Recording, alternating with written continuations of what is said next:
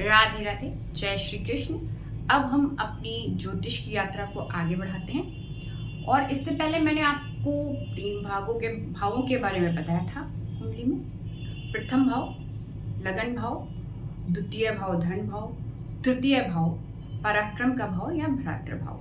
अब हम चतुर्थ भाव पर आते हैं। चतुर्थ भाव से हम क्या क्या समझते हैं, हमें कुंडली के माध्यम से क्या क्या चीजें चतुर्थ भाव से हम देखते हैं। और चतुर्थ भाव में मेष राशि से लेकर के मीन राशि में से कोई भी राशि, कोई भी अंक उसमें स्थापित हो सकता है, पर वो 4th हाउस ही होगा। और 4th हाउस के अंक से हमें क्या क्या देखना है वो हम समझते हैं। राशियों से कैसे कैसे हम उसको डिफरेंस करते हैं, डिफरेंट वे में आती हैं वो सब चीजें, उसको हम बाद में डिस्कस करेंगे। तो आइए पहले यहां समझते हैं। प्रथम भाव, द्वितीय भाव, तृतीय भाव। आज हम चतुर्थ भाव की बात करने वाले हैं। चतुर्थ भाव ये हमारे लगन से 4थे नंबर पर आता है, 4th नंबर पर आता है। इसको माता का भाव भी कहते हैं। माता का भाव कहते हैं क्योंकि ये सुख स्थान भी है, सुख सुविधा वाला भाव भी है। तो सुख स्थान यानी कि सबसे पहले हम माता की गोद में आते हैं, माता की आंचल में आते हैं। तो माता का हमारे जीवन में किस प्रकार का प्रभाव होगा, या हमारी माता कैसी होंगी और किस तरह के हमारे उनके संबंध होंगे, ये सबसे पहले हम चतुर्थ भाव से देखते हैं। उसके बाद सुख सुविधाएं, हमारे बचपन में हमारे जीवन में किस प्रकार की सुख सुविधाएं रहेंगी, किस तरीके से हम अपना जीवन यापन करेंगे आगे, वो हम चतुर्थ भाव से देखते हैं। हमारे चतुर्थ भाव से ही इमारतें, जायदाद, पैतृक जमीन आदि आती है। यानी कि हमें हमारे जीवन में हमारे जो जमीन से संबंधित जो संपदा होती है वो भी हम चतुर्थ भाव से ही देखते हैं। फिर हम यहाँ चतुर्थ भाव से वाहन को भी देखते हैं, यानी कि हमें किस प्रकार के वाहन से हम यात्रा करेंगे, हवाई यात्रा करेंगे कि रोड की यात्रा ज्यादा करेंगे, हमारे पास गाड़ियां होंगी तो किस प्रकार की गाड़ियां होंगी, ये सारी चीजें हम चतुर्थ भाव से ही देखते हैं। उसके बाद चतुर्थ भाव से हम विद्या भी देखते हैं। चतुर्थ भाव से हम विद्या भी देखते हैं। विद्या का वैसे हाउस पंचम भाव होता है, लेकिन हम विद्या को इसलिए देखते हैं क्योंकि चतुर्थ भाव माँ का स्थान है और प्रारंभिक जो शिक्षा है, प्रारंभिक जो हमारा संस्कार पड़ता है वो चतुर्थ भाव के द्वारा ही पड़ता है, इसलिए इसका विशेष महत्व है।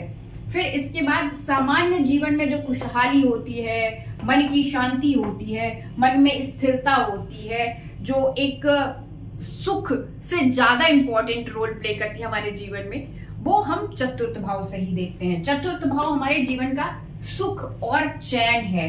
उसके बाद गुप्त धन, छिपा हुआ जो धन होता है, संपत्ति होती है, अचानक से हमें मिलती है, कहीं से मिल जाती है, गड़ा हुआ धन मिलता है, वो सब भी हम चतुर्थ भाव से ही देखते हैं। चतुर्थ भाव से प्रारंभिक जीवन और उसकी प्रकृति भी देखते हैं, क्योंकि हमारी माँ वहीं पर है और जिस तरह से माँ का जीवन होगा, जिस तरह से माँ हमारा पालन पोषण करेंगी, वो ही प्राकृतिक जो हमें उसकी जो प्रारंभिक जीवन की प्रकृति है, जो प्रारंभिक जीवन में हमें सुख सुविधाएं मिली है, वो हम यहीं से देखेंगे। उसके बाद चतुर्थ भाव से ही हम संबंधी, 10वां नंबर आता है, चतुर्थ भाव से हम संबंधी भी देखते हैं। संबंधी यानी कि जो हमारे ब्लड रिलेटिव है, जो हमारे डायरेक्ट जो तुरंत कजिन या हमारे भाई बहन नहीं, बल्कि जो कजिन्स होते हैं या जो और दूर के रिलेटिव्स होते हैं, वो सारे हम यहीं से देखते हैं। और उनके साथ हमारा कैसा संबंध होगा ये भी हम चतुर्थ भाव से ही देखेंगे। इसके अलावा चतुर्थ भाव हमारे जीवन में बहुत अधिक महत्वपूर्ण स्थान रखता है। इसको हम आगे भी डिस्कस करेंगे, पर मोटी तौर पे थोड़ा सा मैं आपको बता दूं। चतुर्थ भाव सप्तम भाव से 10वां भाव भी होता है, यानी कि पत्नी के कर्म का स्थान होता है। यानी कि अगर हमें पत्नी का व्यवसाय देखना है, पत्नी की या स्पाउस का देखना है कि स्पाउस किस प्रकार का व्यवसाय करेगा, किस प्रकार के कार्य करेगा, तो उसे भी हम चतुर्थ भाव से ही देखते हैं। इसके अलावा अगर हम देखें तो ये